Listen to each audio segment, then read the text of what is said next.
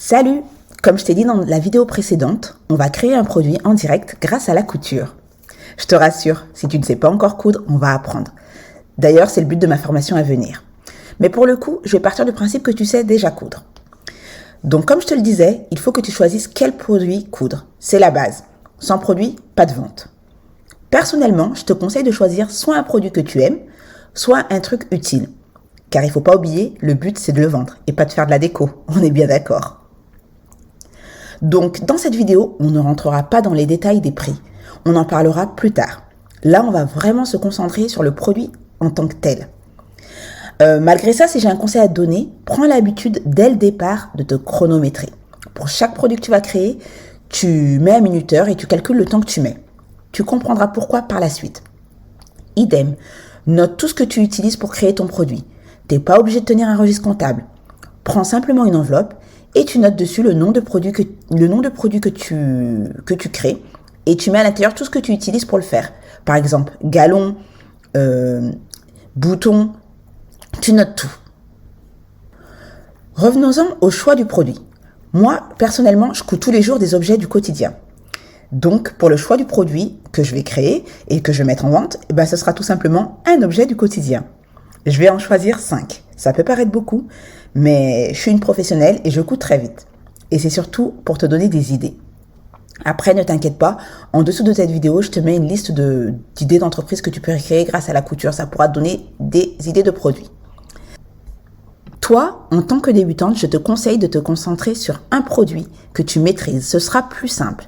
Par exemple, si tu veux créer des tote bags, des sacs en toile, crée uniquement des sacs en toile que tu utiliseras un patron de base que tu déclineras après à l'infini. Ça sert à rien de t'éparpiller, à te dire je vais faire des sacs à dos, je vais faire des sacs à main.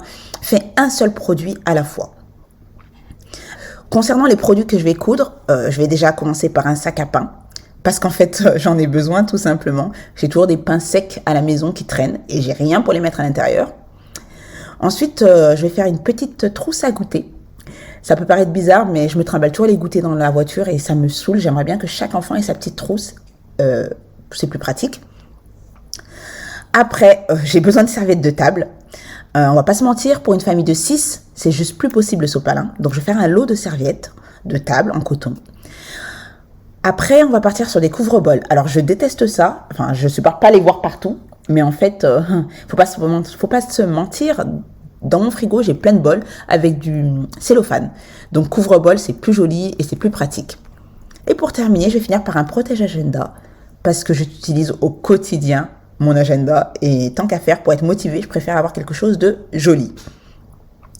Donc voilà, tu as la liste des produits que je vais créer. Si tu veux avoir plus de vidéos en détail de comment je les crée, je te mets aussi en lien mon compte Instagram où je partage plus de choses. Maintenant, on sait le type de produit que l'on va créer, il va falloir qu'on décide du matériel nécessaire pour le créer. Moi, personnellement, je suis partisane du faire avec l'ancien. Donc, pour mes produits, j'aurai pas de fournisseur. Ce sera que de la récup.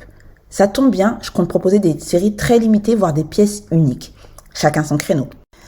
Par contre, toi, si tu veux vendre des mini-séries, tu vas devoir partir à la recherche de fournisseurs. Et là, pour le coup, tu peux en trouver plein sur Internet. Mais attention à la qualité. N'oublie pas, si tu fais du fait main, c'est pour faire de la très très bonne qualité, on est d'accord. Pas pour faire du made in China. Bref, pendant le processus de création, il va falloir que tu réfléchisses à un nom pour ta petite marque. Car c'est de ça qu'il s'agit. Tu vas créer ta marque de produits fait main de chez toi avec amour. Moi, personnellement, je ne vais pas chercher très loin. Pour l'instant, ce sera Coudiaï Conté Couture, parce que ça existe déjà et que j'ai des milliers d'étiquettes. Voilà. Maintenant, j'ai hâte de savoir ce que tu vas créer. À très vite!